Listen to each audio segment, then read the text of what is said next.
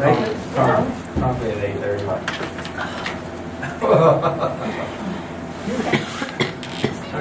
Morning. Hey. Morning. How's everybody doing? Doing well. Great. Getting waterlogged. Okay. And this is kind of a follow-up meeting what we had a couple of weeks ago with Danny and the treasurer's office. If Danny wants to pursue being the future county appraiser, the education and so forth, where we're going to go, and if it even works in the treasurer's office, or if you guys can kind of see maybe how Danny feels, even if you want to. I mean, the first class would probably, and I don't know how this wants to work with you, Madonna. So that's why your opinion matters a lot on what's going to happen. We was originally talking of maybe a dual employee, but probably for 2018, probably the most important part would be if you could let go of her for a week class, and then if she enjoys it and passes that, if she wants to go to another week class. These classes will probably be in January, probably February, and it's a week long. Don't know that February class is going to work because we're revisiting the office. Okay. So we could push that back to March, April. Okay. May classes. That would work. I just don't, I have mixed feelings about it. I don't want to, if this is what Danny wants to do and she wants to pursue it, I mean, I'm all for her pursuing it. My problem is I have to still invest time in her and train her in the office. But then in 2 years, she's going to be gone, and I'll be back to square one. So if she wants to pursue it, and if this is really what she wants to do, I just think she needs to move over to the appraiser's office, and then not involve the treasurer's office at all. So then that way I can just bring a new person in and start with the report and do it that way. And I'm all for that. I mean, if that's what she wants to do, I would just move her right over there. Because eventually I'm going to have to hire someone to do it. You're going to ask the girls to have to cover for her for those classes, plus cover for her for the vacation. And that's a lot of pressure to put on them just to do that. And I just don't think it's fair to ask them to do that. But I don't want to stop her from doing what she thinks she wants to do. I just think the best thing would be for her just to move right on over there. The only thing would be the budget part. I don't know that we could do that. I mean, just be adding another person to it. So. Yeah, and see, and then I would have to add someone over her too, over on ours. And it's just hard because, like today's my second day. And I don't even know how they all work together. I don't even know how everything fits. And then you guys are like, hey, we're going to change it. And we want you to do. Well, we're not changing it. What we're doing is we're trying to look out for the future of the county. I mean, it's no different as if you're going to get legislature in January saying you're going to have to do all the vehicles. Right. You're going to have changes throughout the process. This is just something that we're just bringing up to where actually you get a heads up instead of a 2-week notice or something like that. So I think it's an advantage for both offices. How many weeks should be going to training in 2018? Well, some of it all depend. We were looking at the first one to see if she's even going to like it. She's been reading the book for 6 months. Yeah. Maybe. I'm doing some research on To see if she even, I mean, so a lot of people don't like doing this. I mean, so that's why we were looking at the first class, and it'll be a week long. I mean, it will. If we just did that, then see where we're at, talk about it again. And that would be the class in January? Well, the state's sending me I've been waiting on them to send it, so, of all the schedules. She can't go in January, February, or even March because the treasurer's office is so busy with the commercial vehicles and they're so busy with the farmers and getting them all tagged and stuff. Now, after March, she wants to go and see if she even likes it, and then we come back and we readdress it. I still think, honestly, she just needs, if she likes it, then Carl needs to figure out a way in the budget to have her go right over there. The dual job's not gonna work in the treasurer's office. I mean, I've been there when we had it, and it just doesn't work. It won't work for Carl, it won't work for me. So after that 6 months, if she still likes it, then just have her go over there. But we're all right with just doing this first class to She's see gonna if she do the likes first it. class to see if she likes it. The first class probably wouldn't be till April. Yeah. Well, you're only gonna, IAAO isn't gonna put their schedule on the treasurer's office or the appraiser's office. They're gonna schedule them accordingly. And the appraiser's office, I mean, that's a busy time. I mean, I think that's busy for everybody. Just to say one office is busy is ludicrous. The whole courthouse is. I mean, that's the value date. Right, Let's face it. That's how everything gets your budget. right. It's through the appraisals. I mean, so that's important also. But you still have to do what you don't have control of. You have to make, in county government, you have to make your schedule work with organizations a lot bigger than us. You have to adapt. So, So what you're saying is they might only do this class once or twice a year? yeah, But you don't know until you get the schedule. that's right. So, yes. When will that be going I'm waiting on it. Yes. on? Whenever they feel like it? No, it should be coming out. So, I guess we're just trying to see where we're at. But my budget's so tight that I can't take on a salary for 18. I mean, Nita knows that. My budget's down to $1,000 leeway for many years. I just don't have no pad. Well, if we can make it work. Okay. We can get Okay. that and then go from there. Okay, so what I'll do, as soon as I get the schedule, I'll let you Yeah, know. let me know, and then we And can then work we'll it go out. from there and. And then that'll give me time to see how all the girls work together and to see, because I mean, I have ideas and I want to change some things in there, but I'm just waiting to see how they all work. I mean, because actually the treasurer, the legislatures are looking at giving you Yeah. all the vehicles. And if that happens in not only this treasurer's office, but every treasurer's office in the state, they're probably looking at another part-time employee Yeah. anyway. Because of what the legislature is going to take from how you render your vehicles on for taxes may all go to them. Go into us to the process. You know how they come in and render? Right. That may go away, and that all might just go to the treasurer's office, and we don't have to deal with that anymore. That's in discussion. And I think if they put this package together, it could happen January 1st, not July 1st. It could. No. So, You're right. So You're are right. these the same people who instigated the tax lid? Yeah. You know, we put a Same tax handful. lid on and, Yeah. oh, by the way, you're gonna have to hire more people. same handful. Well, and I'm sure And that, then what are we gonna do? yeah, well, I'm sure the Treasurers Association is pushing for that not to happen because the state has already put so much on the treasurers to What's take the it. advantage of changing that? You know, they're probably looking at, it'd be more consistent to follow them. Mhm. Boats are kind of hard to follow right now.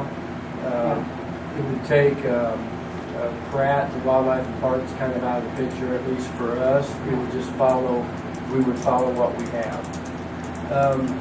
You wouldn't have prior taxes and after taxes.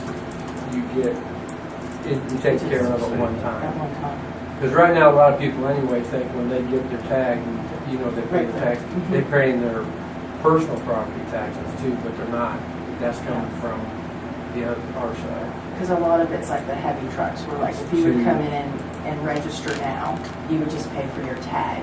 Then it goes over to the appraiser's office, but you don't pay your taxes on it until the following year. So Coming it's like, down. it's almost like 1 year behind.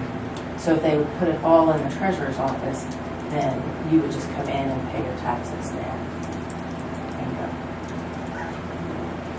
Not that, They'll not, mandate a lot of things, but they won't fund anything. And that's exactly true. So if she does Yeah. have something weird taking place, in legislature. We're at least good. We at least know where our laws are for Right. 18. Ours changed I up. mean, we do. No, If if you you guys guys are- heads up. If you're still kind of for it, we're working together, We man, can. and we're figure out what we're gonna do and the times and dates and everything. At least let her go to like one class and see if she actually likes it before. Yeah, I appreciate that. All right. You have anything to say real quick, since we're all talking about you? At least you're here. You say, hey, I'm right here. I guess not too terribly much. I'm kind of excited about the opportunity to at least try this and see if I like it. But then, like you said, reading the book and I went on a run with them the other day, well, I guess I'm like a couple weeks now. I really enjoyed it. It's really fascinating to me. I definitely want to at least learn more and see if it's something I like to do. So that opportunity to try. Well, I commend you for wanting to further your career, so. Oh, yeah. And I don't want it to stop that at all. Yeah. Because there's very few times where somebody come in here and say, hey, I want to Can do you do this. it? I want to Yeah. do this.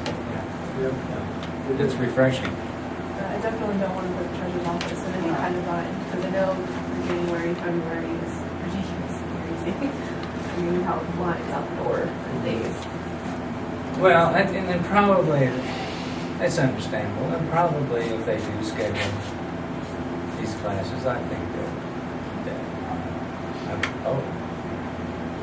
I don't You think think they so? care about No. the Really? treasurer's office. I'm being too optimistic. Oh, they don't There's care about anything no but connection between themselves. treasurers I don't- and treasurers. I don't think they work There's your too feeling good. right I think there. that There's your 1 week feeling right there. Would it come? I was hoping he I would give be you a speed sarcastic. course. I was too. You wanna come work? Yeah. Any of you guys, you guys, you wanna come I think work? he's thinking about Give you it. a That'd be speed a course conflict in of it. interest. I think he's realizing what he just said. Did that really come out of my mouth? Yeah, I'm sure. Strike that last sentence. I'm not- I Treasurers didn't aren't even put worried it in about there. the treasurers anyway. I don't think at the state, I don't No. think they, Oh my gosh. Well, I don't think they work as well. Aren't they as- humane up there? For the most part. Well, I appreciate it, you Hey, guys. while I have you all here, before, that's for Carl, Lisa left, she gave me a list of the delinquent tax properties, so I made a spreadsheet, I'm sorry it's so small. But, there are 14 properties listed so far, and the total taxes due are $44,000, but $12,000 of that is in demo charges that a city has assessed to some property in Hudson. So I didn't, do you want to go every 2 years on this tax bill? You've only got 14 properties. And if, in the past, we've had the county attorney write a letter to these people, and sometimes we get collections, right? Right, some You of wanna- these on here would probably. Do you want to Okay. proceed? You want me to do that first? I would do Hold that. this tax sale off until next year, because, I mean, I've heard one. I mean, I think people want to do it every year. you want to do it every year? I think you don't want to do it every year. Last week, I was apprised that there's 14 parcels. I look back, Joe was doing about every other year.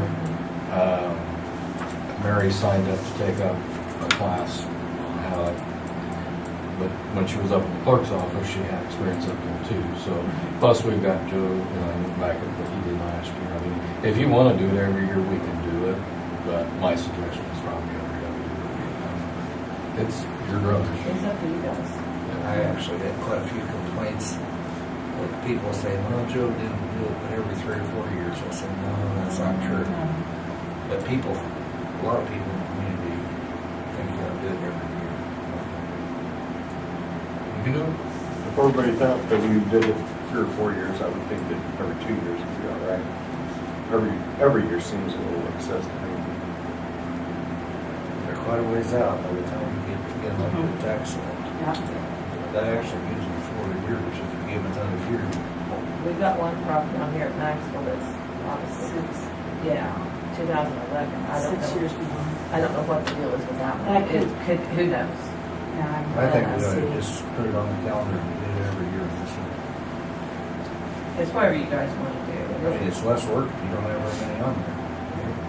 Well, you're still gonna have costs and still have, Publication costs. Publication. yeah. Whether it's one property or 100 properties. And, you know, if I send out a letter and you think it's gonna cure half of them, Zero names. I would think if you'd send out a letter, don't you, LaDonna, look at I that think list? so. I think if you send out a letter, the majority of them are gonna come in. Deceased. You might get half of them to come in and pay them. Yeah. that gets you down to 7. And that would get you guys down to, if we could get it down to 7 to come in and pay them. And if you look at the names, there's, you know, 2 that are Dodge, 2 that are Duncan, 2 that are Harnett. You know, right there's 3 people. That's almost half of your list. And 2 of them are deceased.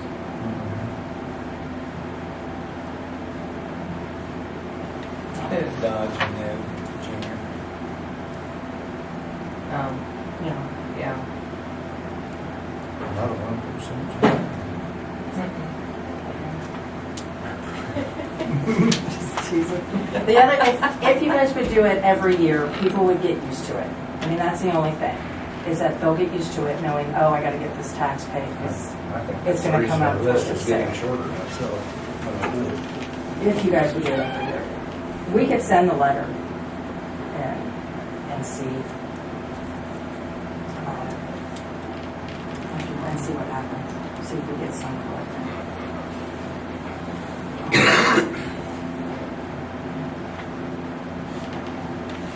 So there's actually $32,000 in taxes. Well, if you take off that Take off the 12,000, 12. the city of Hudson assessed, yeah. Yeah. So is that property already been torn down and cleaned up? Or Yeah, just- Yeah. that's why they assess the Yeah. county charges to the property.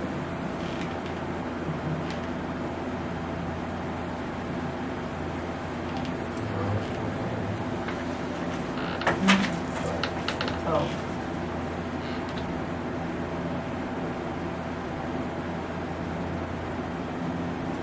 So what do you think, Clay? 1 or 2 years? I would lean toward 2. That way, by the time of that, it'll be 3 years.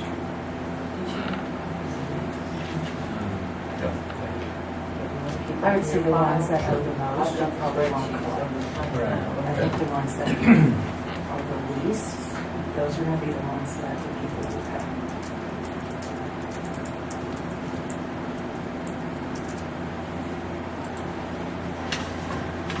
How was the demo paid on tax sales? most of the time the city has to forgive them. And they will. Well, They're supposed Not speaking for the city. no, it's up to each individual city. Now Stafford and St. John will, usually theirs are mowing charges, and typically they will forgive them, but I don't know if the city of Hudson will, because that's a lot of money they spent in that. I mean, so even if that would go up for the tax sale, it probably wouldn't sell with that, so. Exactly, it's up to the Tax city rate, if right. they want to forgive that $12,000. If they don't, they're not gonna ever do it. Yeah, and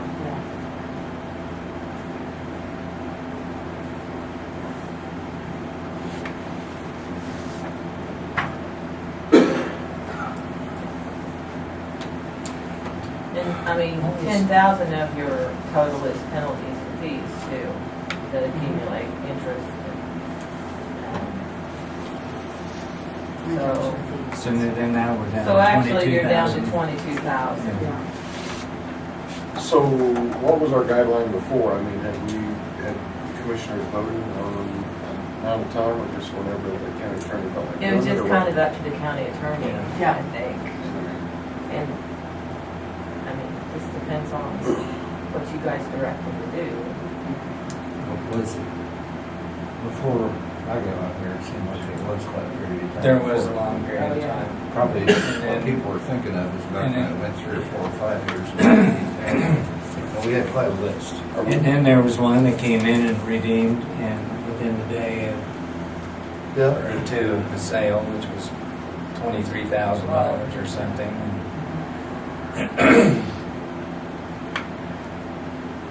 So what, no motion? I'm thinking. I'm quit thinking. I'm No. saying. We love it. I think it'd be easier if we did it every 2 years, that we could go down to 1 year for one. I don't know, every year seems like a lot to me. I'll make a motion that we go every 2 years. I'll second it. We have a motion and a second that we go every 2 years on a tax sale. All in favor, say aye. Aye. All opposed, say no. No. 2-1. It always throws me off when you do that. Well, I always have complaints that we're always on a budget, so they can read the papers. So with the taxes being due, coming out in November for 17, so when is the next tax sale then? Will actually 17 and 18 be on here if it's gonna be 2 years later? Mhm. So you'll this add is- And your list will get longer. Your and list will longer. get longer and more. that if, Yeah, there'll be more people realize they don't need to pay. if a letter gets They haven't sent. figured it out very well before. I think if a letter gets sent, and some of these people Get another one. some of them owe more than just one of these parcels. Like, they're on this list for maybe 2, but they actually owe 3 or 4. So maybe we could catch them when they come pay the other ones and even ask and say, what, By the way. by the way, do you realize you have this one that's still out there? While you're checking this out. While your checkbook out, can we just... Right. You can ask. If they forget Or about the maybe we system, just figure won't it even out. ask and we'll just give them a grand total and throw it in there, but, I mean, So you're looking at probably Well, if we keep 2018 will be Yeah. the next tax sale. yeah, We keep on top of the list. I think it'd be okay. If he's in the strong one, Strong. Did we, Maybe we could have it served, like the sheriff's department or the city serves. Rob, are the Sheriff's tax- sitting right he's out sitting there. right out there. Yeah, see, he's shaking his head, yes. He's back. Are the tax sales so same great. month, so when will it be? End of the year, first, It's due in January. Okay.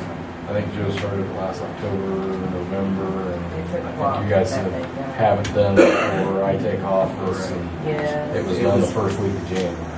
I mean, it would be nice if we could get on a schedule where it'll be the first week of January. It would be every year. nice if we could get it done before the next set of taxes. That's come what we out. know. Yeah. And I Before know, November. and I know that Lisa had a policy that if someone's parcel was close to being in the tax sale, then she would require, instead of 1 year being paid, she would require like 2 or 3 years have to be paid. And that was just to help them to not be in the loop of, oh, I'm just gonna pay 1 year, and then what you're gonna get for the tax sale next year, unless you pay like 2 or 3 years. So that helps on your guys' list.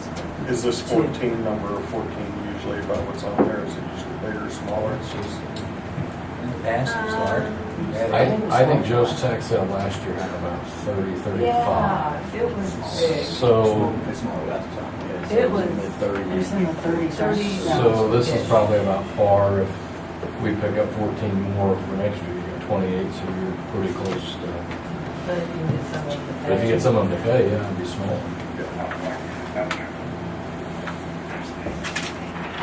And I just wanted to let you guys know that Lisa left the office really good. And so I just wanted you guys to know that if you guys see her, you could thank her, because she did stuff in that office to help me out that she didn't have to do and stuff. So I just wanted to let you guys know that she did leave that office set up really good and everything. She communicated with me a lot of things that she was doing.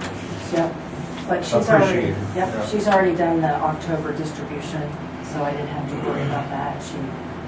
She just did, she left the office really respectfully and the way she should do it. So if you guys see her, you might want to thank her. Yeah, I've already thanked her, so. I've heard her several times.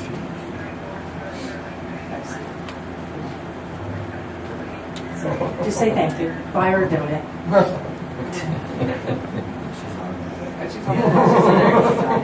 But donuts donuts don't have calories. You'll have to wait until next week. I think she's gone out hunting today. Oh, really? Good for her. Oh, that'd be fun. Good for her. A whole bunch There of was them. like 6 of them. Right. Did she go with ladies? This time Pardon? of year, Did she go with ladies on you? Yeah, I think they were all leaving this morning. Oh, that's awesome. I can't believe he did that. I know. Well, he thought he'd be done. Yeah, and you got started, yeah. This is a terrible time of year. Yeah. As a matter of fact, I'm in a hurry today. Thanks, you guys. Thank you. Thank you. Just tell us, sir. Oh, we got a phone call coming at 9 o'clock. Herbie's calling. Oh, they want to stay here for Yeah. Yeah, you might hear Herbie's. Which one did we Oh, the VFW. He's supposed to He's call at supposed to 9 call at 9 o'clock. o'clock. He can talk. Did he come up here to see? Have you met with him? Well, we had the stuff ready for him. Is he the one that runs Old Miss? Spoke to him and all. It'd be interesting. See him run? Yeah, he's You want to do the minutes real quick, fast? I'll make a motion we approve the minutes of October 4th, 2017. Second that. Okay, a motion and second to approve the minutes of October 4th, 2017. All in favor, say aye. Aye. Motion I have a letter of resignation from Kennedy Cyril. He was moving out of the county and she was on the council on aging. So I make a motion that we accept her letter of resignation for the Board of Southwest Kansas Area Agency on Aging. Second. Okay, we have a motion and a second to approve the resignation of Anna Searle from the area agency on aging. All in favor, say aye. Motion carried. Do you want to say that for the record? Yes.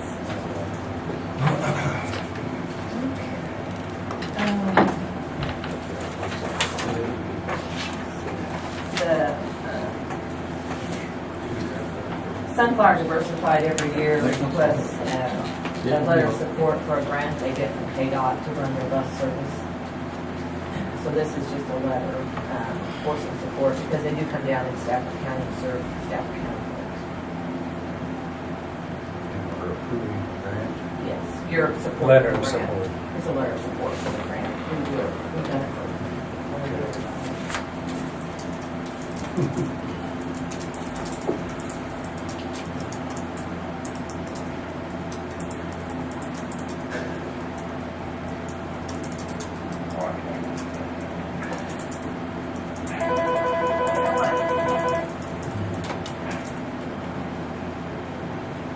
We need a motion to approve this.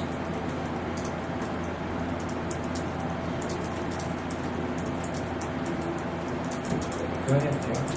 That's all. You're so much more eloquent. I make a motion we sign this letter of support for the Sunflower Diversified Services. Second. Okay. We have a motion and a second to sign the letter of support for the grant for Sunflower Diversified Services. All in favor, say aye. Aye. Motion carried. And there he is.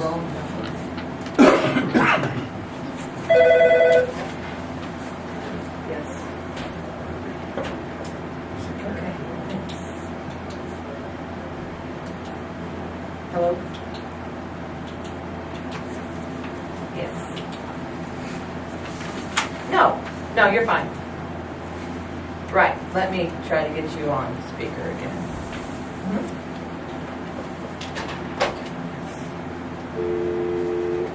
Are you there? Yes, I am. You won't even know if they're looking you We up can there. hear you now.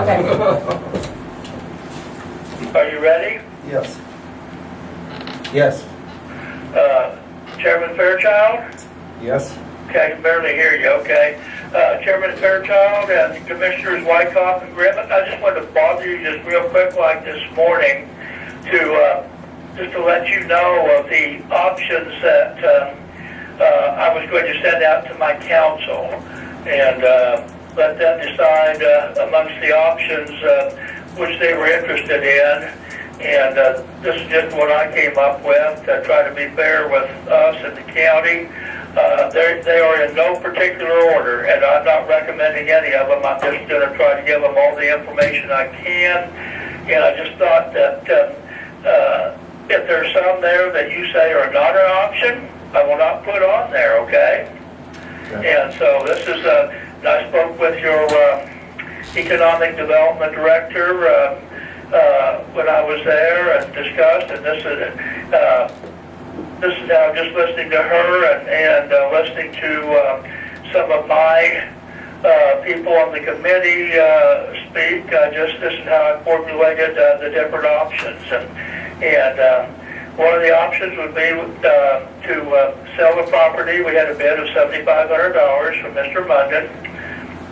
And of course, if we did that, we would be responsible for the back taxes and the bill to the city, which is at least $38.59.39 total for those two. And then we also have other bills to pay out of that to phone company, Kansas Gas, and Golden Belt Telephone that total over $1,700. Plus we have bills due because we have to pay to return the ceremonial rifles back to Michigan and out of that fund. And we've got padlocks and then expenses to our committee for, trying to take care of the situation, which would involve mileage and other expenses. But that would be one of the options. The second option would be to donate the land in the building to the land bank. And my understanding is that the $3,859.39, as it stood the other day, it may be more now, would be forgiven. And then we just owe the other bills. The third option would be to work with the land bank because we've had a bid of $7,500. If the land bank could come up with $8,000 in incentives, which would be the $38.59.39, would be part of it, and then the rest would be in cash or whatever, 41/40/61. Rest assured that Mr. Munden told us that was his high bid, and I'm not going to play auctioneer. If you decide that that's an option you want to go, we would not go back and forth asking for additional bids. We won't play that game. And then the last option would be we just put things on hold and put an ad in the paper and see if anyone else is interested. And realizing that November 21st or 20th, 21st, there'll be a new set of taxes due. So with that, I just wanted to throw that out to you in case you say the third option I gave you is not an option.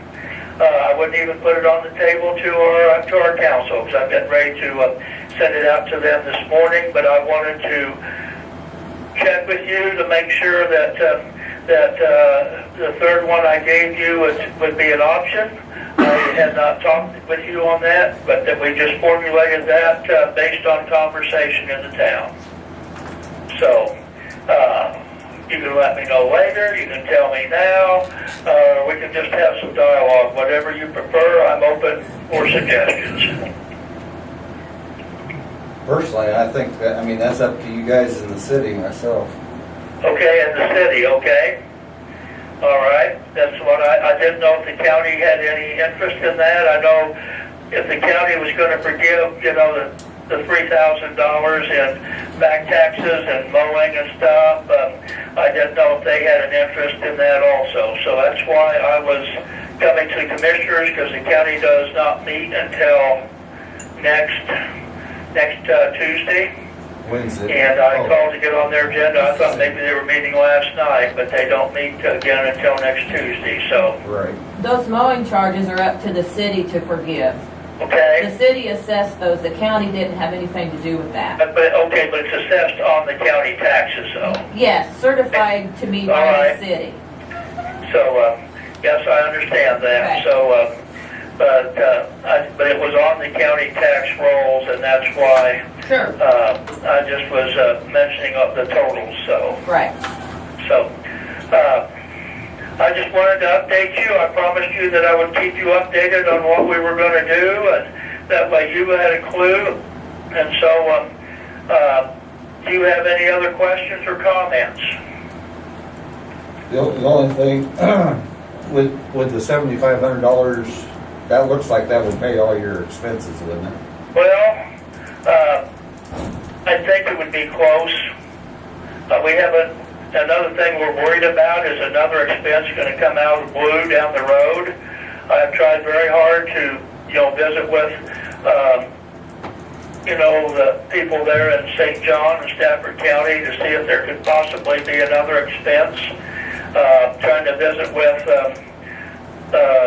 the members there of the VFW, like Poe and Keith. Of course, I think most of those, I think the ones that would know anything are deceased, and anyhow, or know very much. So just trying to find out if there's any other bills that are outstanding, because we don't want that to creep up on us down the road and be a surprise. So Right. So This is more of a personal opinion than a county opinion, but I would think a bird in the hand is worth two in the bush. I might just take that offer and go. well, this is what I appreciate that. This is what we've talked about, and we didn't know how the city and the county felt about the plans, the land bank had and stuff, and your economic development director. And this is why I was visiting with you. I didn't know if you felt the same as she did, because this is something that if we get strong vibes on that to pursue the bird in hand, we don't have a problem doing with that, because that's why I called you to tell you the different options that we were going to send out to our council. And if that third one didn't seem viable to the county or city, we'll just take it off the table and probably get a hold of Mr. Munden and do some talking with him. But of course, I've got to get approval from the council administration to do so. So I appreciate your personal opinion. Okay. So anyhow, anything else? Well, we can't think of anything. Well, I sincerely appreciate your time. I hope I didn't waste it, but I will try to keep either you, Chairman Fairchild, or the full commission, or Nita Keenan advised of what's going on. So hopefully there's no surprises for you, and we will just go from there. All right. Hey, thank you very much. Thank you.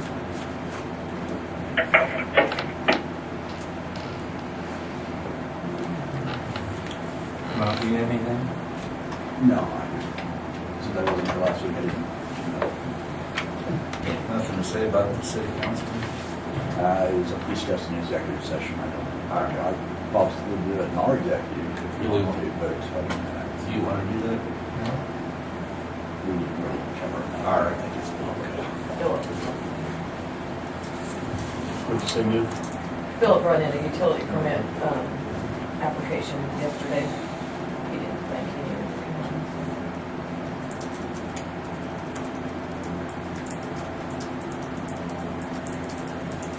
Where is it?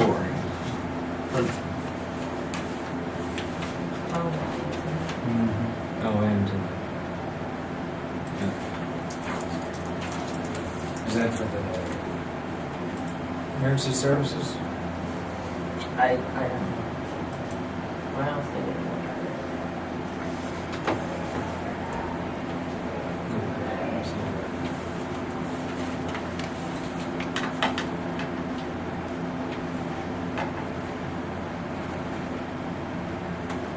No, north of seven. North of Hudson.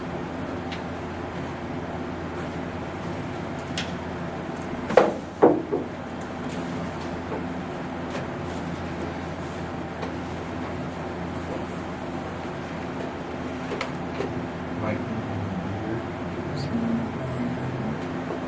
Is that blacktop? No. road. Yeah, So, It's got to be under one of our roads too, or he wouldn't. well, it's one that runs north on the east side of Hudson. It's, Dartmouth Road. More It's than- what? It's a blacktop, Dartmouth, or Is it Eagle, Dartmouth Eagle Blacktop? Road. Not according to that map. If it's on the east side of Hudson. Well, That no, little- east side of Hudson. no. 2.5 East side of miles. Hudson. It's You know on that little 100. cemetery that's right on the east side of Hudson? It Okay. looks like it's about a mile and a half north of that, according to that map. That just, yeah. Yeah. Maybe a township. that used to be a township road. Cause here's 140th. It's where it's where the towers It'd be on the are. cemetery road, and it wouldn't be ours, you know what I'm saying? Want to call for it? Ask him. I think that's in the township. Northeast 130th and Street and northeast 50th Avenue. You're 2.5 miles north of Hudson on that east side of Hudson. North past the Cemetery cemetery. road. But that's gravel. Yeah.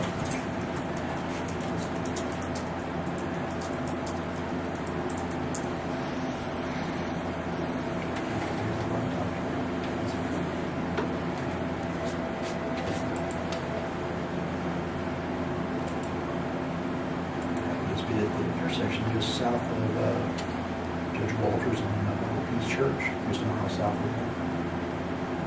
That's where I read. That's all, it's a township road. Yeah, it's not a blacktop or, unless they have some kind of agreement to maintain it or something, but it's just a open dirt intersection. The city of St. John is having a community day on Saturday. They're showing a movie Saturday night. They want, if weather permits, they're gonna do it outside. But they wanted to know if they could use the internet services. Not good weather, but there will be food, pop, candy. Are they going to put up a $500 deposit? Well, I told her I would have to run this by you guys, that I wasn't gonna make the call. It's the city council. The city community, I mean, they're calling it a community day, which, she just wants a backup in case it's raining, basically. That's this Saturday? She might need to know what the weather forecast is. I don't know if there's a way to stipulate that she keeps the food out in the pot. We just have to park it. I mean, I hate to be that way, but, I mean, it's you guys' call, I'm not gonna do it. There needs to be some kind of either deposit or stipulation on it. Oh, yeah, there'll be a deposit. I don't have a problem with it if she makes a deposit. A deposit to cover the cost of cleaning the carpets again if we need to clean. No. Yeah, it's not clean. If it's going to be bad weather and Your chance there. other people don't use the sidewalk. When they walk into a building, they take a short. Well, and I told her, they only hold 193 people. 193. They're probably a pretty big crowd. And she's gonna have to watch her numbers too. Yeah, When you say she, what are we talking about? Jamie, city clerk called. Okay, Um, okay. Jamie. So, okay, I'll just tell her. Who's gonna inspect it, to see if the carpets get clean, they get the deposit back? Typically, after somebody uses it, I have the janitor go over there. She's the one that has to clean it. And we've never had to keep the deposit. People leave it in really good shape. I would tell her, So, just tell her that we want to make sure we keep it clean. okay.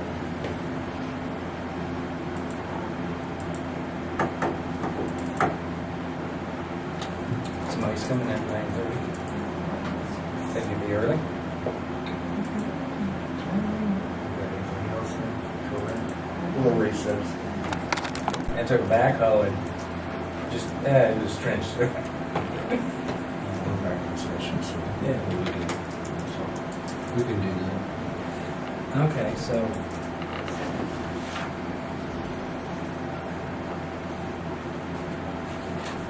And that's your utility? Yes, they're boring fiber optic. And in this way, everything's bored, because we make them bore everything. And then that way they don't have to worry about trenches collapsing, people running into them and having a problem when you get some of these heavy rains on the that way. Do you have a permit number? Oh. Just put Hayes 1. How's that? Thank you. It's like an oil bill.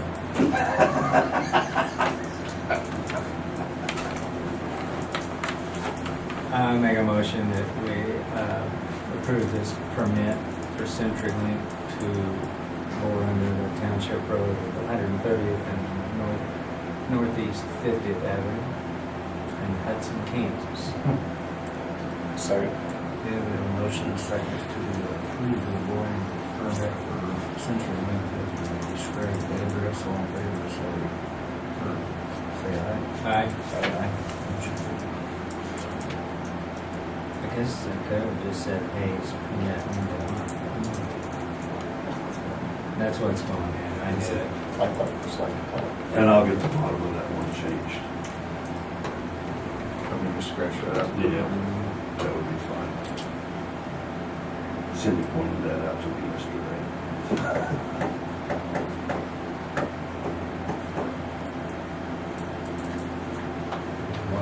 It's on the road there, Trey, you can't go up the driveways in? No, we're just dragging some of the roads out. Some of them over east, there's a lot more water holes over east. Hit worse hard by last year. Yeah. And one I'm pretty good straight from these two avenues.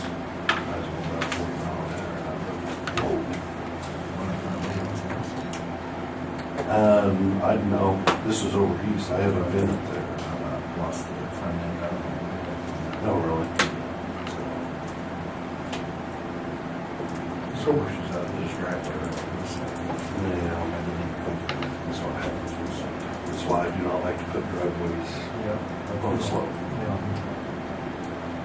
Like county blacktop, what's our responsibility from like where the dirt road comes up to the blacktop? Back to right away on. This is what we typically try to do.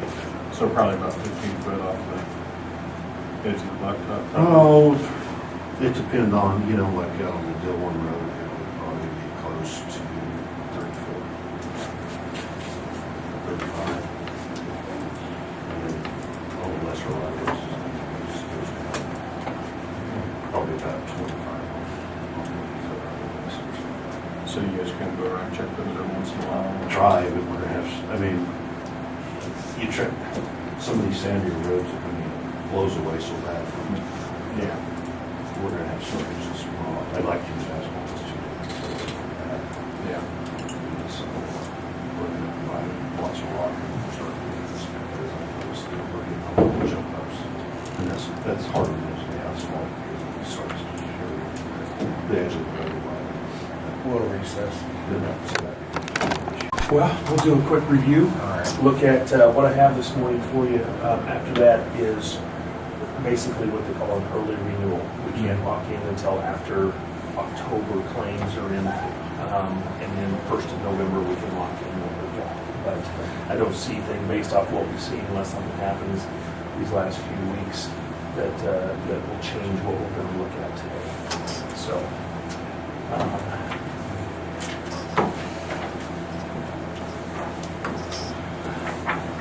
for you, just for an understanding of where we're at, Stafford County has been a self-funded health plan for almost, I think, 25 years.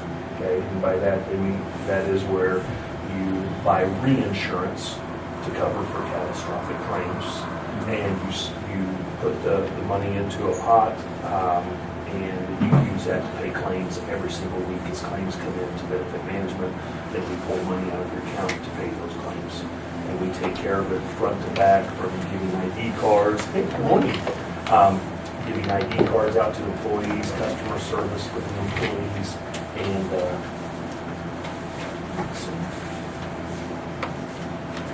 there it is. Yeah. Whew. Thought you left me out of Thought I this. left you out, yeah. We do have copies. Yeah. And we take the customer service calls from the providers and everything, and we send out what we call explanation of benefits. Once the claim's occurred, the member gets one in the mail, and if they have any questions, they call us. So we handle that for both the medical and the dental claim. Okay? So if you look at this little packet here, and I'm not going to touch on everything in here, but a couple of highlights on the very first page. This was the snapshot in time, which was called our projection of costs last year in December. And basically, going down just for review for the rest of you as well, we have a carrier, a reinsurance carrier, an A-rated carrier called American Fidelity, who provides reinsurance and catastrophic insurance over a certain amount that we'll talk about. You have a specific reinsurance, which that is $35,000. So that means you pay the first $35,000 on anybody that's on the plan that has claims. Reinsurance, and then we'll cover over that. The contract is a 12-15 contract, so that gives times. The contract runs from January 1 to December 31st, and then 3 months afterwards to catch those claims that occur towards the end of the year. So that way you've got some run-out protection. So if something huge happens in December, we've got 3 months to go find the claims, to get the claims, get them in, get them paid, and then fall underneath here. You also have what's called an aggregate contract, and that is an umbrella over the entire group, because if you had 20 people run out and spend $35,000, you want to have an aggregate that will stop you at a ceiling where you don't pay for the entire group. So you have two types of reinsurance, specific and aggregate. Okay, those contracts are a little bit different. The aggregate's called a run-in contract. So anything that occurred in January 1 of 2016 through December 31st of 2017, anything that falls in there but paid during this current year goes underneath that contract. So it gives you some more even additional protection from an aggregate standpoint. And then you have this wonderful thing that's called aggregating specific, and that is a one-time deductible that can be incurred by one person or multiple people that have hit that $35,000. Okay, and I'm going to explain what that means a little bit more here in just a second, but it's a one-time deductible. Once it's been spent, you don't have to pay it on anybody else again. And we'll come back to that. Then you see the number of employees that you had at that time, that what you paid, that medical and RX, that's premium for the specific coverage, that above 35,000. The aggregate premium is the umbrella over the entire group. You have to have a PPO where people go in and out of network. You pay a fee for that, and then the UR pre-cert fee. Those are all fees that go to somebody else. On our side down here, our administrative fees to run the medical, dental, and the consulting fees, those have been in place for years and years and years, really haven't changed. The total fixed costs then is what you pay on a monthly basis based off of adding all these together for each tier, whether or not they're in single, employee, spouse, child, or family. And every month we send a bill to Nita's office and say, all right, we have to pull these funds so we can pay everybody. And we do that. Okay? Then you have what's called the aggregate, or the aggregate factors. These are the dollars that you set aside each month to pay those claims if they occur. If they don't occur, then you're putting that aside and you are building a reserve, which you have. You've built a reserve over the years. Because this, in self-funding, it is like this. You know, we really say it goes in 5-year cycles. 1 year so good you can't believe it, and you save a ton of money. So 1 year so bad, you spend your maximum, and then 3 average years where you're able to build the reserve a little bit. Okay? And so once you do all that, you kind of get a snapshot. Now, each month this can change. You guys don't change a whole lot in the number of employees you have and what they have coverage on, but it can change. So this was the snapshot in time at that time. So all said and done, you can see some dollar figures on that. Okay? Now, one thing we did have last year, and if you flip the page, this is what's called not last year, during the current year. This is and you got two. The very first one on the back page, this is the current year's. The one down below right here, this is finishing up last year's. Okay, so this first one right here, you can see it says 1117 to 1231, has some of the same carrier information that we talked about and those kind of things. Then you can see your counts that occur each month from January to September in that upper middle box. And then you can go from left to right on the middle area there, and you can see that if I took my counts for January times what the factors were, I can come to a monthly attachment point. So I'm setting aside about $60,000 a month, 60 to 61 a month for medical claims. And again, your enrollment doesn't change a whole lot throughout the year. Then you can see their year-to-date attachment point is $548,000. That's through 9 months. Then it gives you a column. You can see what the medical claims that have been paid so far this year, the pharmacy claims that have been paid, and the total paid claims so far this year. So right now, you have had $482,000 worth of medical and RX claims that have gone through your plan this year. The great news is, well, I'm going to skip the next two columns, over spec and aggregates, but I'm going to come back to those. You had, last year, we knew we had 3 situations, because what happens every year is the reinsurance carrier looks at you as a group, they do underwriting, and they say, okay, we know that things are going on with this one person or these 3 people, and they say, I can do one of 2 things. Either I can take those people and I can, what I think they're going to spend next year, and I can add it to this premium, and you're going to pay it on a monthly basis, or instead of that person having $35,000, they would have a different amount that the county would be responsible for. And we call those lasers, where they laser a specific individual that is going to that has more risk for the upcoming year. We had 3 of those last year. And if you look at this sheet, you can see that on there, they are laser 1, 2, and 3. We had one very large one. We had one, and that was laser 1. We had laser 2, which didn't end up so far, hasn't. You'll see 2 numbers there, because there was an original one that said, okay, we'll accept this person at $90,000, but if this happens and it was actually going into dialysis, then we'd have to move it to the other one. So it's a conditional second side of it, not an addition, but it just moved from a 90 to a 150. Well, and then the third one was at $80,000. Now you can see by the amount of claims there that I will tell you right now, the first one is no longer on your plan, and you have to add the first 35 that you paid. So you actually spent 200, a little over 200 if you had 35 and that 167 on that one individual that was on, that's no longer on the plan. So the good news about that from a claims perspective is that you didn't spend the whole 275, which really we at that point last year thought there would be a good chance that that would be spent. The second one here also has not got, is if you take 35 plus the 10, that means that they're at 45. So they're at this point does not look like they're going to get to the anywhere near the 90 as well. And the third one absolutely is not going to get to the 80 because the price of that prescription drug has come down. And so we'll talk about that. It's going to end up being about, that third one, it seems like it's going to be right around 70 is what it's going to be. A little bit less than that, maybe about 65 this year.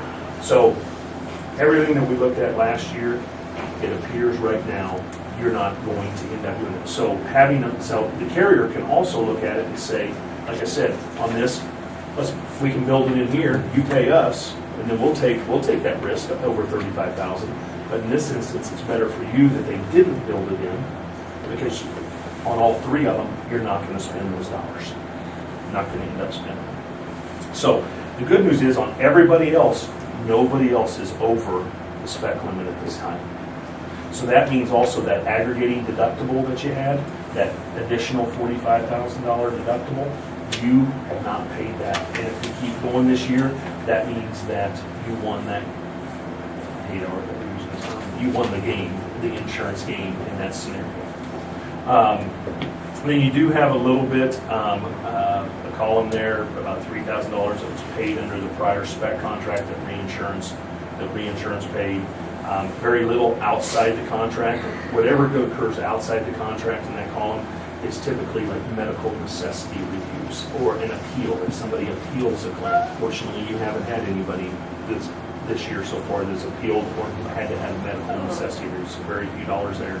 So then you see a net paid claims, $301,000. Now, in order, if you looked at your bank account, you're going to say, okay, we spent a lot more than 301 because this 167 and this 10 and this 3,000, this 438 doesn't go towards that aggregate. So but you paid those because those are above the 35,000. So 301,000. So your loss ratio right now is 55%, which is excellent, a lot better than it was last year.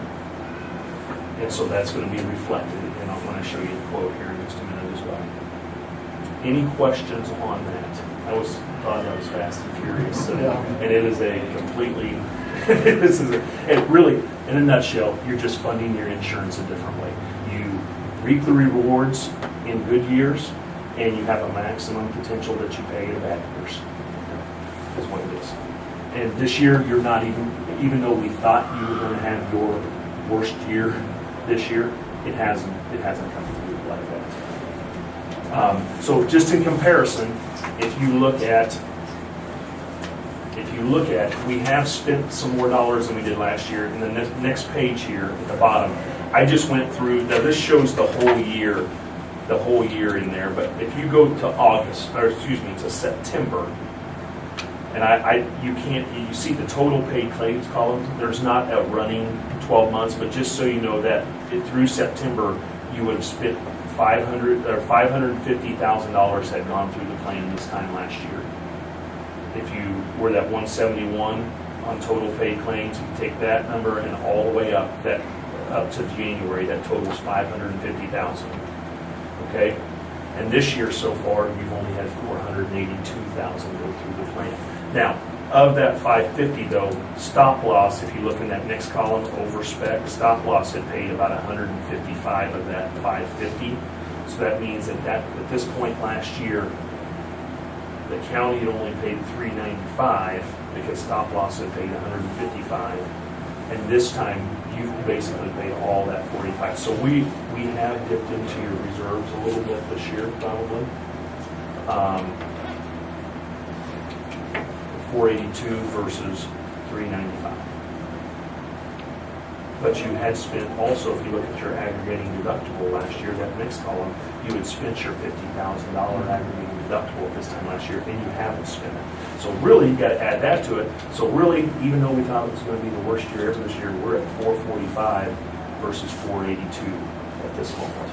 So we're up about $27,000 on this for this year. When I was really worried last year that the sky was going to fall. Not worried. I mean, you guys have built reserves for this purpose, and it just, fortunately, it's at this point, it's not come through that. Okay. The next 3 pages are your large claims so far this year. You do see that there is the first person on there has not spent the $35,000. So we call this our 50% report. That one right there. That's the first, and so anybody who has spent $17,500 or above show up on these reports. Right now, you have the first person, that was just a surgery for a knee issue. The second person, as you can see, the spec limit was 90. This was one of the people that has a laser at this time, but only has spent half of that, which is wonderful. And then the third person was your largest claimant that's no longer on the plan. You can flip the page. So at this moment, you've got 3 people on there. One person that is no longer on the plan. One person that just had a surgery. It's not an ongoing issue. And we have one that's the laser issue so far. This one here is the one that's no longer on the plan? Yes, that is correct. So there will not be any more dollars on that. And this one here was a knee surgery? The very first one was knee surgery. You see the anterior cruciate. Okay. Yep, and the second one is basically,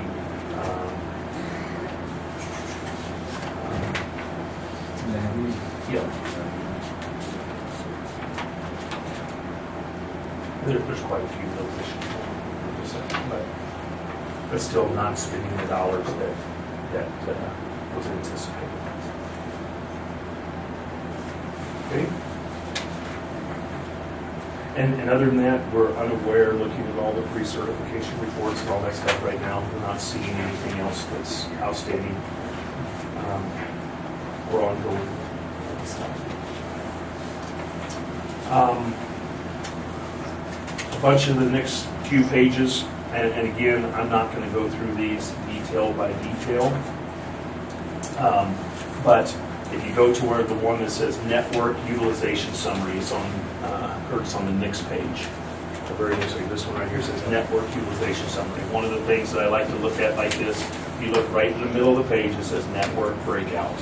And so you guys rent a network, which is called the PCN. That is for Kansas. Then if anybody goes outside of the state of Kansas, we use what's called First Health, and that's just our initials for that XFH. PHX, that's First Health, is how it's in our system. So 688 claims have gone through on in-network and only 29 out-of-network.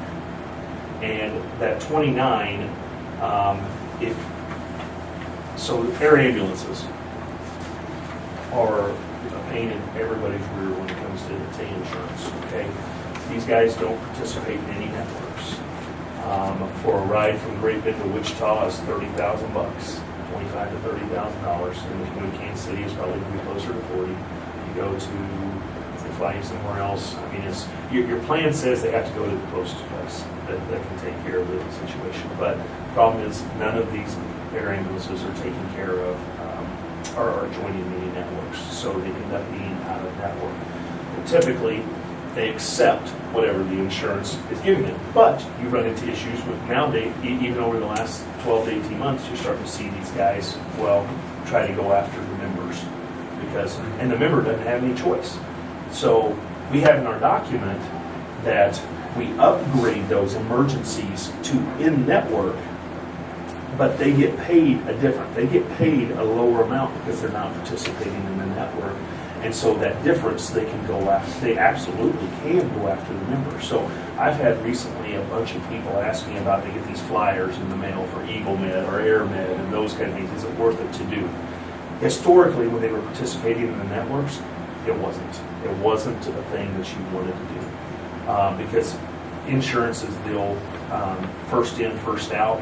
And so if you bought that and they were the first ones to send in, which they typically would be, they wouldn't be. They would wait and let everybody else get paid, and then they would file their claim, and so the insurance would pay 100% of it, so they were getting money from the member, and there was but now they're not participating. So if you get that, I've seen groups start to talk to them about offering group policies on that. I don't do anything with group policies because they can do that. Typically, it's about $50 a year for an individual.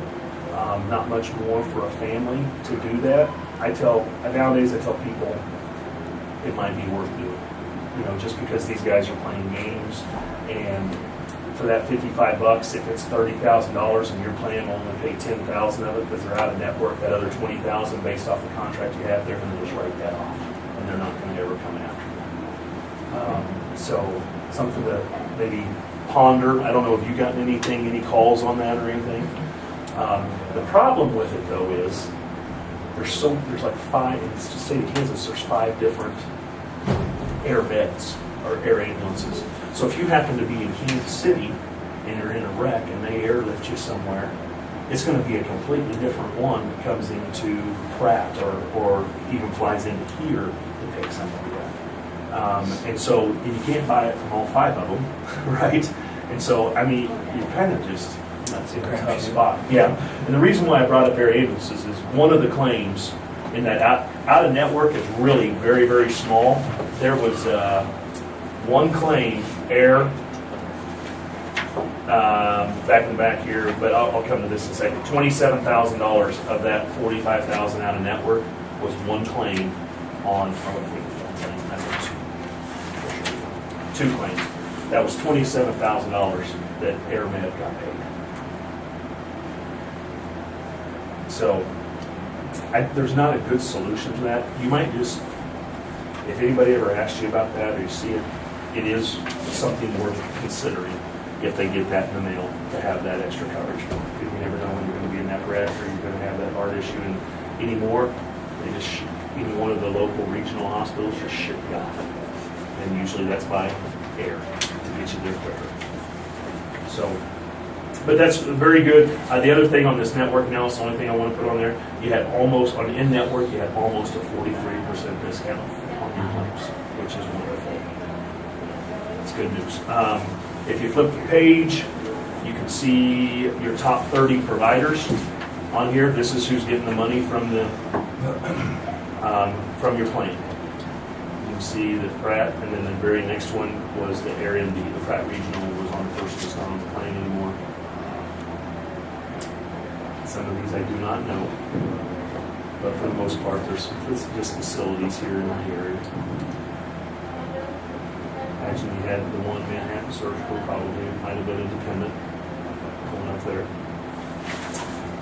The very next page shows you, the next two pages show you your in and out of network. And I have your account manager looking at this first facility one, because Via Christi is in the network. And so they're reviewing, and really what that probably is that, as you can see that it's up above, Via Christi's in the network. And really what that is probably it came to us as out of network. We processed it as out of network, and then it never gets, and then we had to do it again as an in network up above. So she's reviewing that just to make sure nothing's crazy with that. And then on the physician side, you can see that's where you just have a bunch of onesie twosies on there that are out of network. How did we get 40-some to Ellsworth? 40-some claims to Ellsworth County Medical. Good question. I can break that down. Pardon?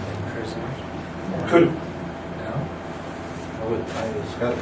Prisoners don't like to. It's got to be. Oh, that's right. Oh, That's the only thing I was thinking about was Ellsworth. Yeah.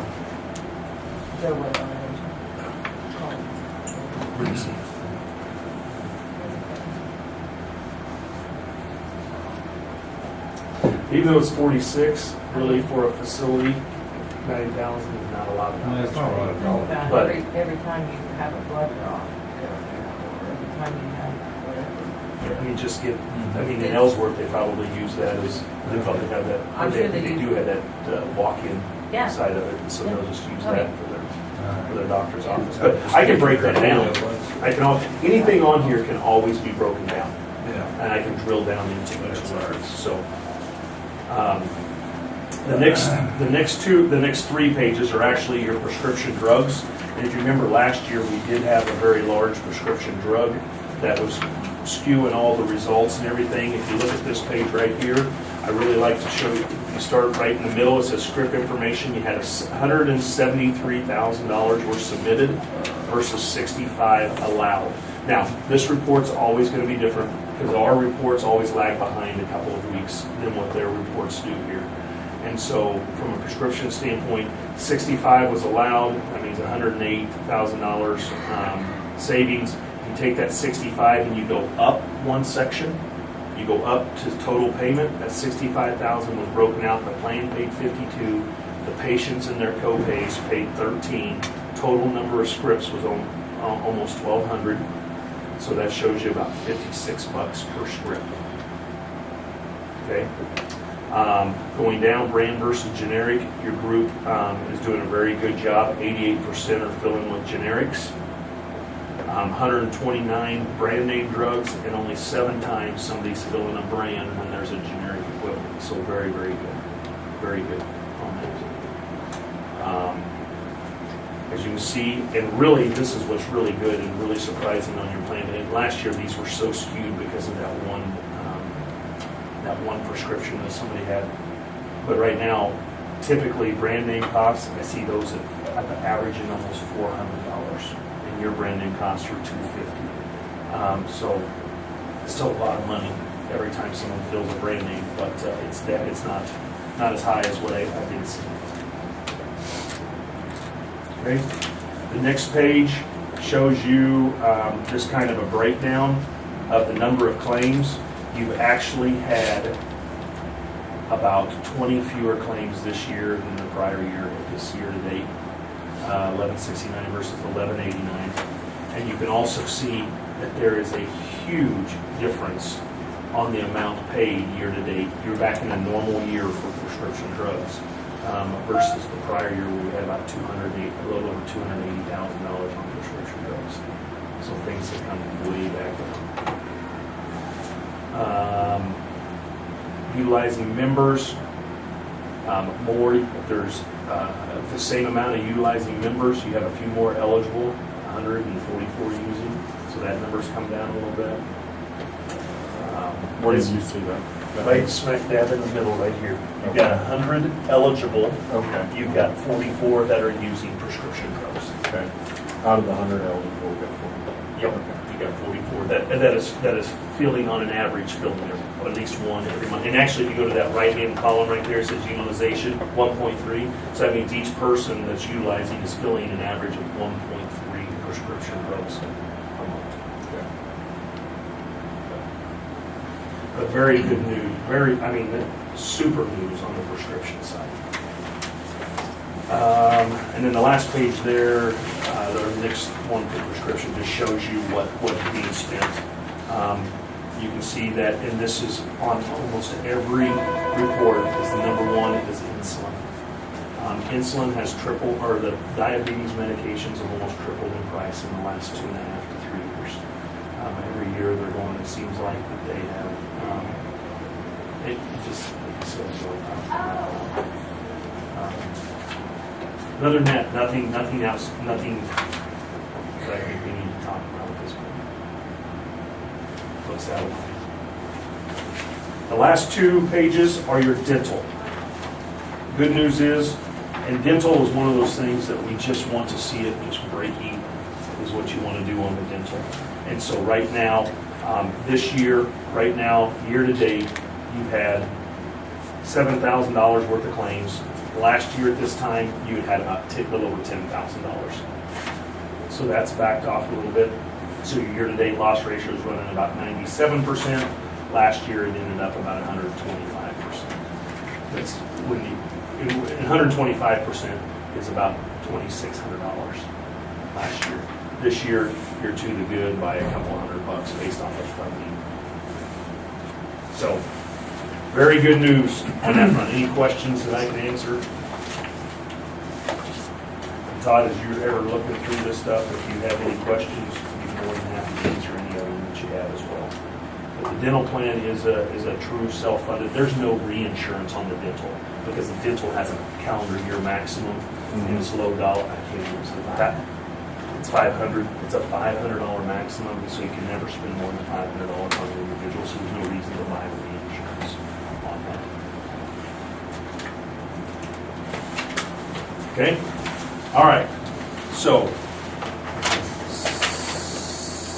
Yep. So the first of the year, we'll go out for bid again for the, On the reinsurance? yes, Absolutely. Well, actually, we already have. you already have. We already have. Oh, Yeah. is this And what this I'm talking about here? Yep. So I'm going to give you 3 pieces of paper here. This one I'm handing you right now is the first one that we want. So will we have to do any of the laser deals this year? I'll show you that in just a second.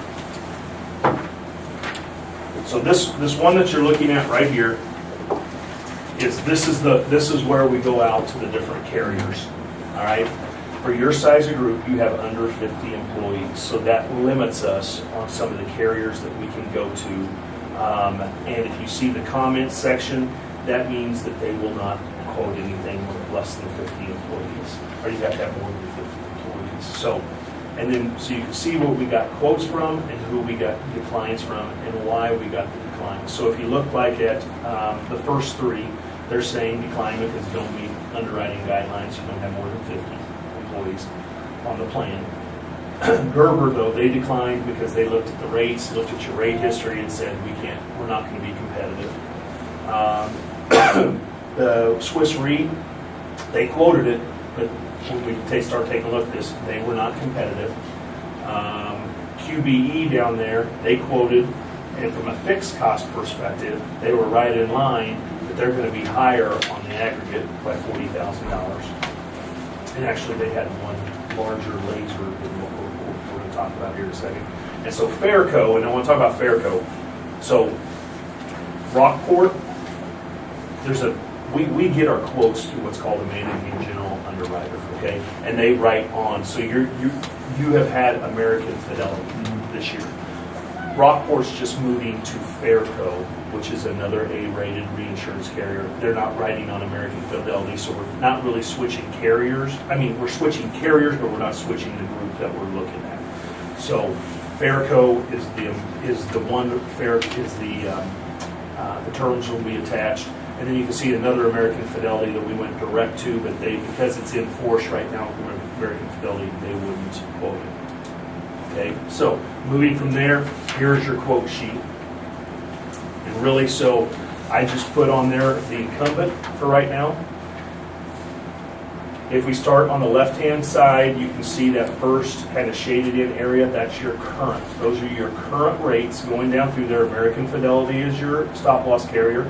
You have a $35,000 specific, 1215 contract, and then an aggregate specific of 45. What Fairco is proposing, based off of what they have right now, is that if you just kept everything the same as what you do right now, they're asking for a 7% or a $10,000 increase on the specific. This is basically what that is trend right now. Trend right now is actually a little bit higher than that. Medical trend is about 8%. So it's a little bit less than medical trend is what they're asking for. The annual aggregate premium is staying right in line with what it has been. The attachment point, because we're really having a better year at this point overall, actually would come down about 4.5% from 733 to 702. And so if you go down to the very bottom, you see your estimated maximum cost right now is coming down a little over 2%. Now again, remember, this is your maximum ceiling that you could pay. It's not what you will pay, because every year we know that we usually, I don't remember a year that we've actually spent all of everything that's on there. So 2.3%. Now, that's option one. That's just an apples to apples. Now, they are giving you an option two that I think might be worth looking at, because the bottom line is within reason, trying to keep your fixed costs down. Claims are going to be claims. Claims are going to occur, but keeping your fixed costs down. So really, if you look at option two, the only difference is changing that aggregating specific from 45 to 50,000, and they lower the annual specific premium by $5,000. So they say, okay, if you'll take on the risk of $5,000, if it occurs, we'll lower your premium by $5,000, which then cuts your specific premium, increase by to about a little over 3% on there. Then if you go down to the bottom, you can see that then obviously will lowers your maximum exposure by another 5,000. Well, it doesn't actually lower your maximum exposure, because that 5,000 can still be your risk on the aggregating specific. Option three is increasing your specific deductible by another 5,000, and it does lower, by doing that, they had to lower the aggregating specific because of some of their underwriting. I don't think option three is really even, because it increased your risk per person, and then you also are going to have additional premiums coming out every month. So I just personally don't even like option 3 at this point. So really what we're looking at is that from an apples to apples standpoint, I think option 2 would be a smart move to do. That, so really you ultimately have less exposure next year than you do in the current year from this standpoint. Okay? Now, you have 2 individuals. As we mentioned, one is no longer on the plan. There are no names on this. It's just claimant number 1. And if you remember when we were looking at this aggregate report, you had a claimant 1, or laser 1, laser 2, and laser 3. What basically is going to go forward for this year, laser 1 no longer is on the plan, but laser 2 would stay, it becomes claimant 1 on here, it would stay the same. That's going to stay the same for the upcoming year. That's what current year is the 90, but it would increase to 150 if dialysis starts. But claimant 2, because the price of the prescription drugs have come down, has gone from 80 down to 70. That's what we're looking at. And that's just going to be an ongoing issue every year, just because as long as that person still is taking that prescription drug, unless there's a generic that ends up coming out. But on this specialty drug, I don't see that happening anytime in the near future. So our risk has come down for next year. Obviously, that you don't have the 1 laser on there. Our attachment points come down. Our fixed cost is, depending on if you go to option 1 or option 2, will go up 10,000 or 5,000. And other than that, it's a pretty reasonable renewal at this point. If you have this year, like you have so far this year, next year, then we're going to see that attachment point come down even more for quoting next year. I mean, so if we have, basically if we have the same year next year. So you said our cost would go up $10,000? Well, there's fixed cost and claims cost. Okay. Okay? The claims cost, we never know what's going to happen on that. The fixed cost is what you know you can control right now. Well, that's the known expense. And so if you look at option, or the current option, you can see annual specific premium is $138. Okay. And the best quote we have is from basically the incumbent here, $148. So that would be a $10,000 increase to your fixed costs. Okay? Now, if we take option 2, which increases, now it doesn't decrease your liability, because you can see option 2 move from a 45 right there to a 50. But what they do is they give you hard dollar savings. So they say, all right, we're going to drop that 148 to 143. That's hard dollar savings. So a $5,000 increase to run, basically to cover your plan. But if you have that large claim occurs, then you have to pay the 50. So you're just gambling On the 5,000. Right. on this whole. But it's a no-brainer Yeah. because you save 5,000 to risk 5,000 later. And we always try to lower that, to keep that fixed cost down. And so on these lasers, like where we got to pay either the first 35,000, we'll raise it to, we pay the first 90? On this first person, yes. Yeah. It will be for the upcoming year, it will stay at that 90,000 unless that other condition occurs and dialysis starts, and then it moves up. Then we pay it. Yep. Correct. Do you remember what our annual specific premium went up last year? I will get that number to you.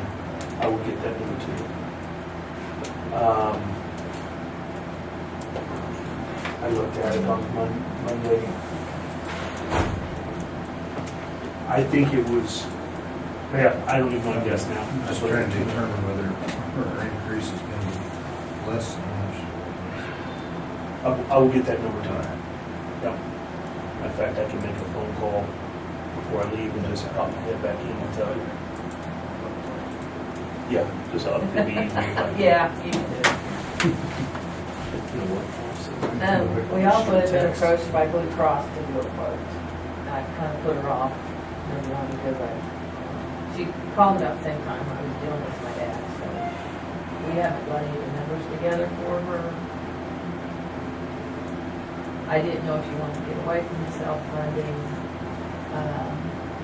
So we've kind of been putting her off just because we really haven't had time. Because it is a lot of work to get the numbers together.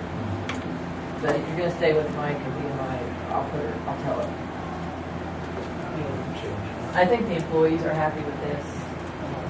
What we charge them per month is reasonable. I would like to ask a few questions, because claims and stuff, we need to go into executive session for that. Probably if you're mentioning specific. Yeah, if you say it's specific employee. Do I make one? Mm-hmm. I'd like to make the motion, we go into executive session for 15 minutes, to discuss non-elected employees. A second. I have a motion and a second to go into executive session for 15 minutes to discuss non-elected personnel for employee confidentiality. All in favor, say aye. Aye. Motion carried. On November 8th, I should be able to have you firm and final numbers, because we'll send on the 1st, we'll send out October, we'll add October's claims experience to it, and then I'll have firm and final numbers for you on the day. That's good. So now we've gained 2 on the plan. Because this one is, there's 43 members. Over here we have 45. So we dropped 1 single, increased employee spouse by 3, an employee with children increased by 1, and family plan has decreased by 1.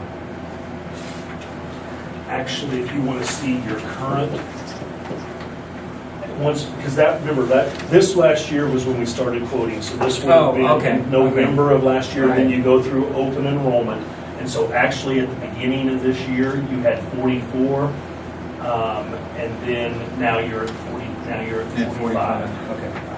So over the year, since January 1, you've increased 2 people, 2 employees. That's not the number that's important, though. It's for the 50, it's how many employees you have. Right, and that's part-time and full-time. Together, you have to do a full-time equivalent for your part-timers. You still have to include the commissioners on that? The commissioners, yes. Yeah, well, you can get away with fire and ambulance, you can't do, or if you have some summer help that helps you, you don't have to include those in there, but the commissioners, yes. It was 49, right? But if we go over the 50, then we can't go back to just a regular Blue Cross Blue Shield. We can keep doing what we're doing. You can go back, but they're going to ask for all of this information, and they rate you based off of your claims. What they 50 is the magic number right now because of the Affordable Care Act. Anything that is 49 and below, they have to look at you and say it's just based off of your age, and that's it.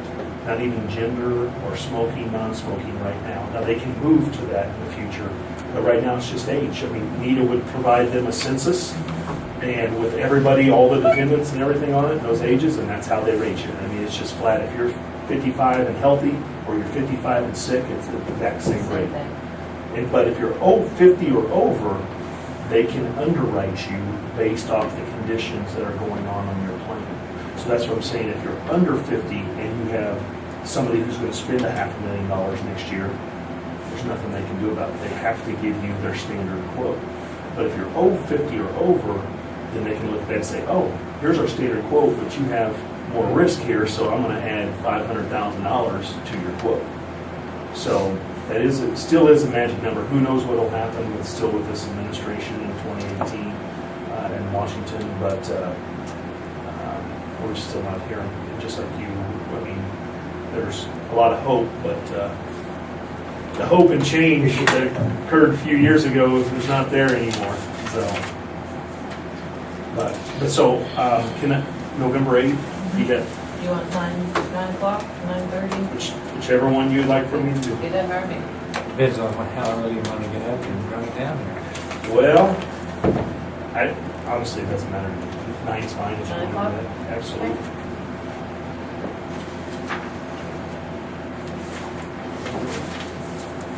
Okay. Well, thank you for your time, and I will, then we can talk about which option. And I don't think there's any plan changes that you have to make. I will have maybe some prescription recommendations if they have any. And we'll go from there. Thank you. You bet. Thank you. Have a great day. All right. Thank you.